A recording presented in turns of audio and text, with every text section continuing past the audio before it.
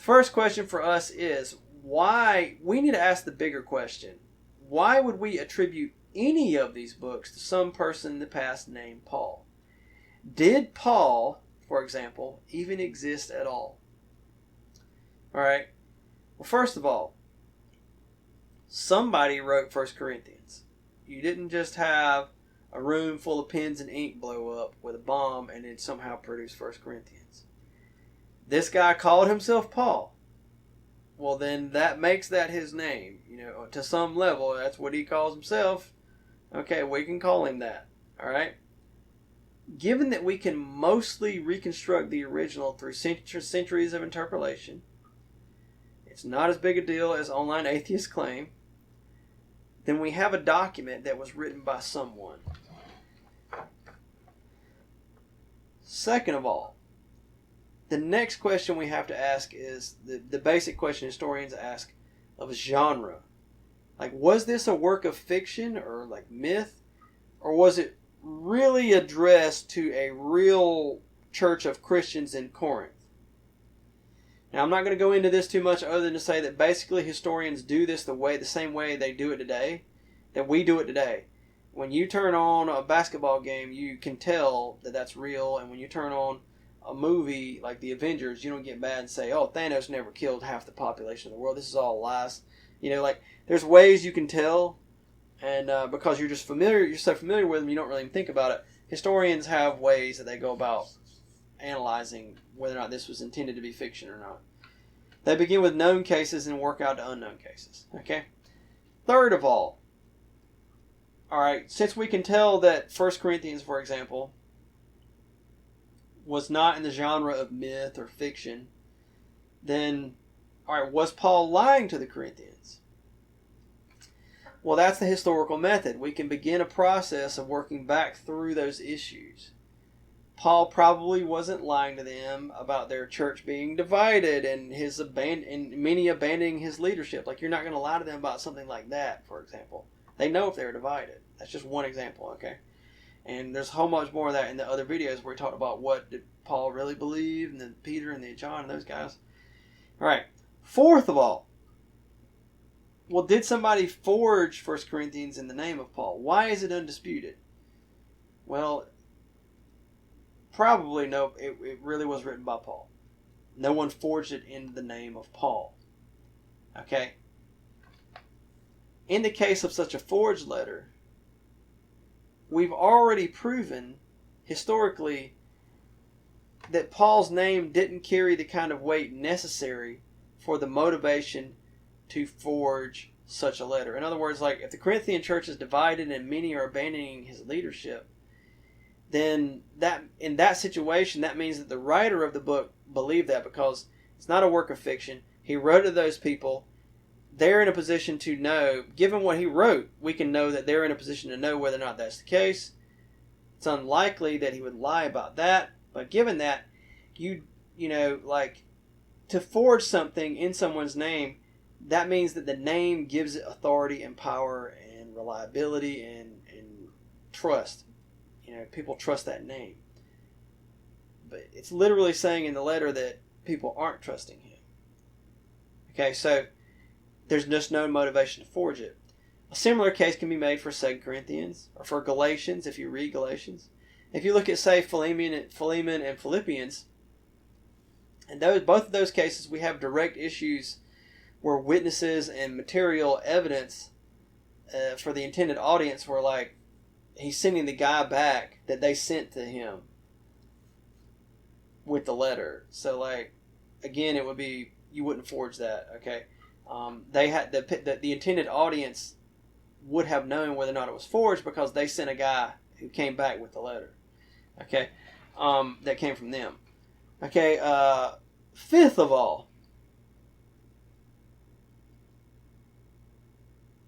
you could argue that, like, well,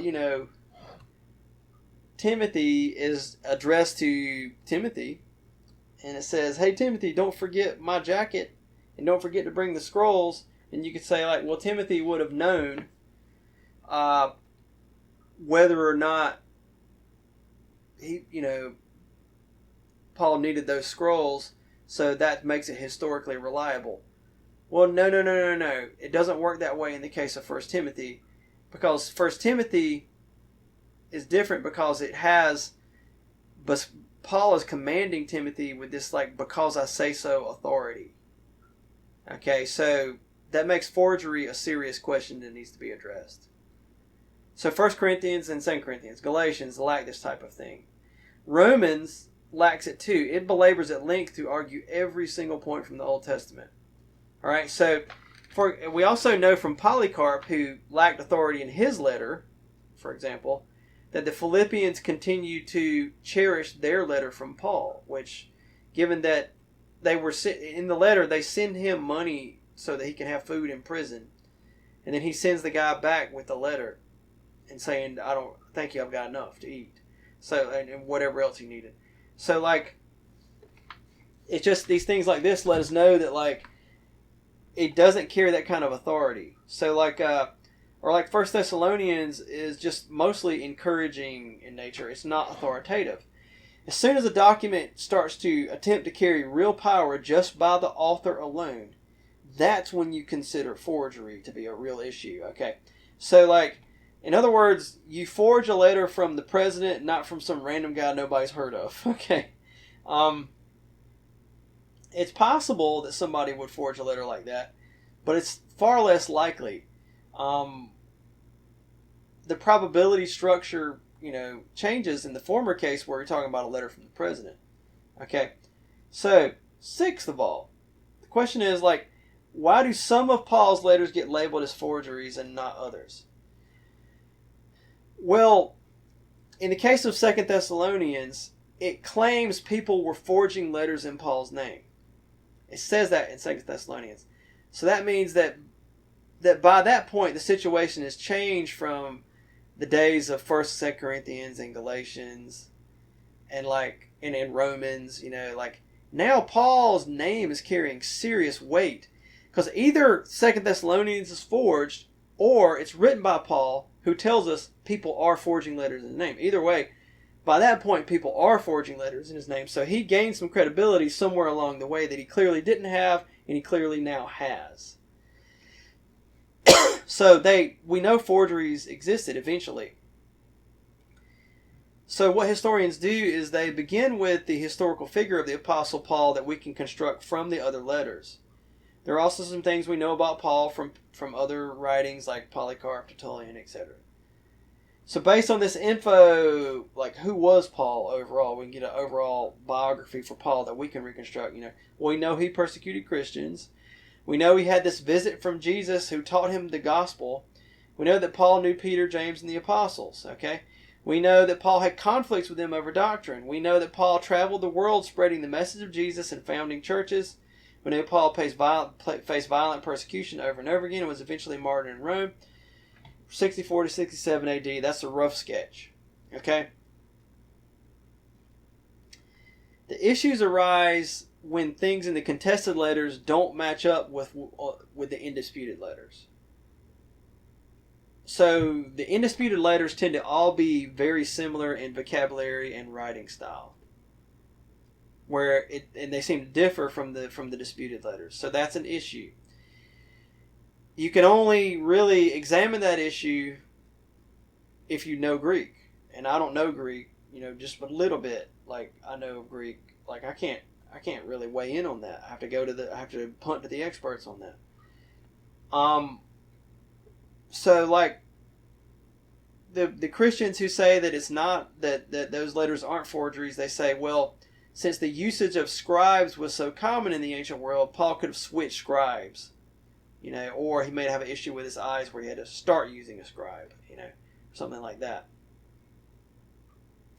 They just, in other words, like if there's something that doesn't seem to match up between the two letters, that's a red flag for them. So like the churches in the indisputed letters seem to be unorganized and very egalitarian. Everyone's very equal. And then in the later letters, the disputed letters, there seems to be a defined leadership, organized, authoritative structure. And so, again, that's an issue. But then the question is like, well, if Christianity had been around long enough, they might have needed to start setting up some sort of structure. They do argue that the contested letters have something called verisimilitude, where it sounds a little too much like Paul, or it sounds like someone trying to sound like Paul, whereas the real Paul is hard to imitate. You imitate exactly what he said in some other letter, but the real Paul doesn't do that. He's just Paul all the time. So that's one case that they make. Another issue is that the uncontested letters have Paul as someone who totally accepts female leaders in the church, and the contested letters seem to contradict that. And so that's actually the strongest argument they make for forgery in these cases. For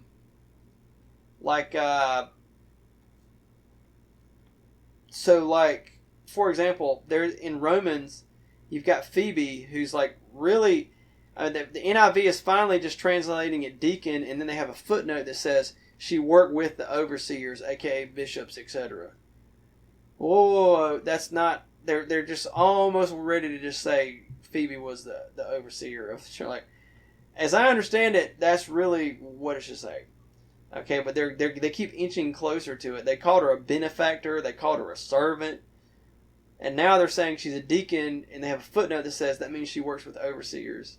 And then there's this woman later in Romans called Junia, and like I never picked up on this until I learned it. Like that's a woman's name, and like the translators in the past have been scared to admit this, that like, yeah, Junia, they just like made a man's name out of it that didn't exist in Greek, so that it would just be a man, but it's actually a woman.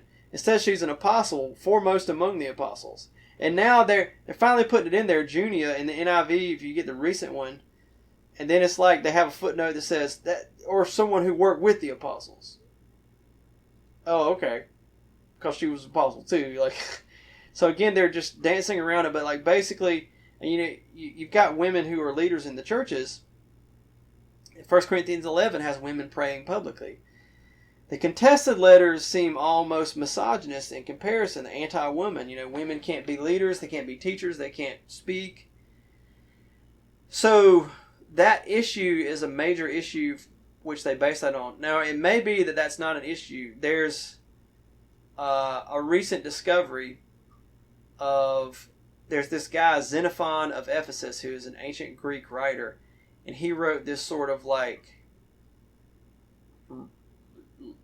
cheap romance story called the Ephesiaca. And so if you look up Xenophon of Ephesus, the Ephesiaca, it talks about, it's sort of this like almost sort of Romeo and Juliet-ish story. Seems like a people call them penny dreadfuls. I think I saw one guy describe it like that. It means like the cheap romance novels that like women like to read. But like anyway, so the thing about it is that it was originally dated to 1700 in the 1700s. When it was discovered, it was dated to like hundreds of years after the time of Jesus. But in the 90s, another guy looked back at it and said, no, this dates to about 50 AD. Okay, so if it's in Ephesus and it's this guy who lived in Ephesus, writing in 50 AD, that's telling us a lot about the context of what Ephesus was like in 50 AD, right when the New Testament was being written. We think probably Paul wrote 1st and 2nd Corinthians from Ephesus, probably Romans. That's a good guess, but like the point is,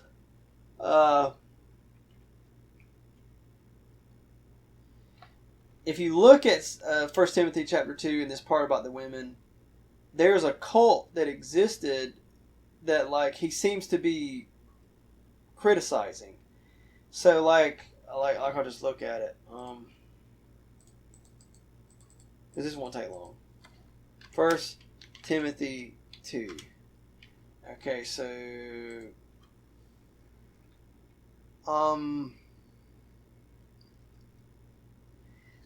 he starts talking about women in verse 9. He says, I want the women to dress modestly with decency and propriety, adorning themselves not with elaborate hairstyles or gold or pearls or expensive clothes, but with good deeds appropriate for women who profess to worship God. Okay, so that first part. Here's the thing. The city of Ephesus, the chief goddess there, and the chief deity for them was Artemis. And Artemis is supposed to be Apollo's sister and the virgin goddess of the hunt, who's also good at bows and arrows.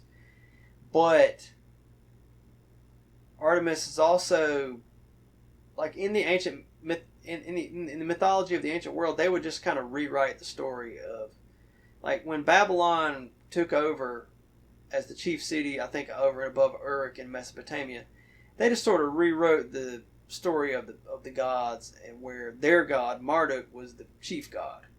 It's called the Enuma Elish. The same thing goes on in Greece. Like, the cult of Artemis in Ephesus is a big deal. If you can read about Paul's visits to Ephesus in the Gospel of Luke, they're screaming, "Great is Artemis of the Ephesians." Well, like, they had made her into a bigger deal. Like, she created the universe, and like, you had the 8 wonders of the ancient world. The second one on the list is the Artemisium, the mighty temples of Artemis at Ephesus. So this was a big deal, and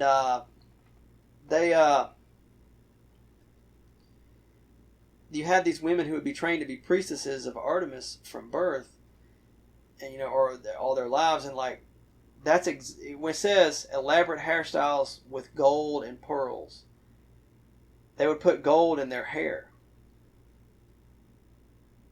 and pearls in their hair. Like, that's exactly what a priestess of Artemis was supposed to do. And then the other women presumably would copy those priestesses, because that was the thing. You know how women seem to all have the same hairstyle, even if it's terrible. But like, anyway, you see my point. It seems like this whole passage correlates very well as a criticism of the cult of Artemis, because we now know a lot about what the cult of Artemis, what their practices were, and what they believed through this one romance novel. Like, it says a woman should learn in quietness and full submission. Well, the thing was, women would like practice these prayers to Artemis, and they would go around town, like, saying them,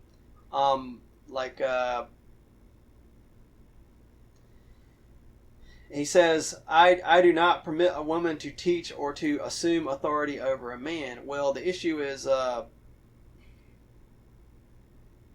word there is like authenteo, and it means like, I do not, like, they taught that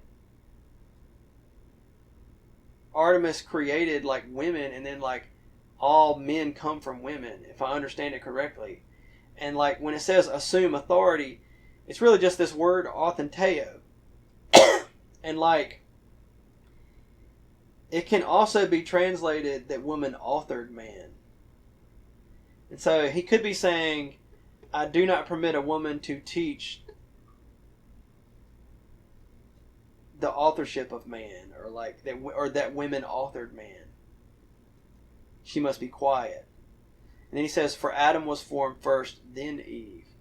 So like, the fact that he says for Adam was formed first, then Eve, directly contradicts the Artemisian cult that had women wearing elaborate hairstyles with gold and pearls, where they would go out and pray these public prayers and let everybody know that women were created first and men from women, and that women are the author of men.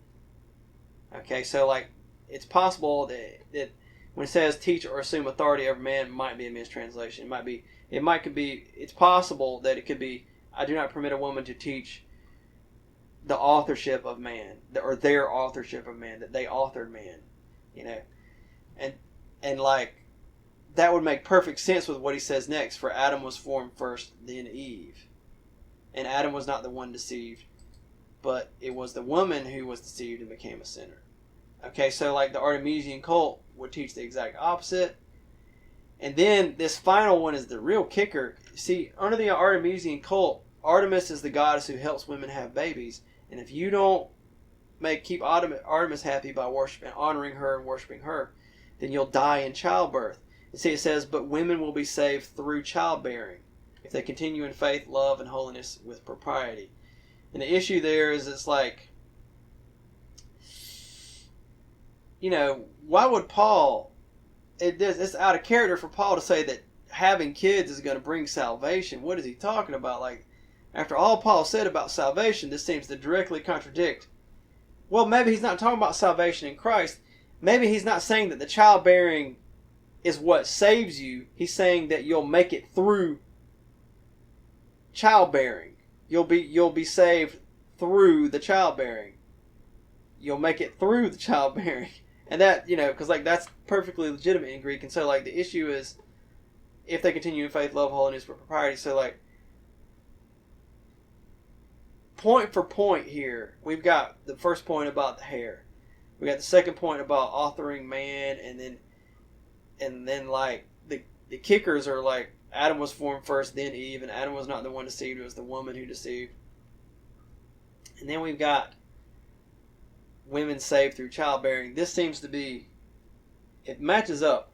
Now, am I right about this, or are the Christians who are pushing this right about this?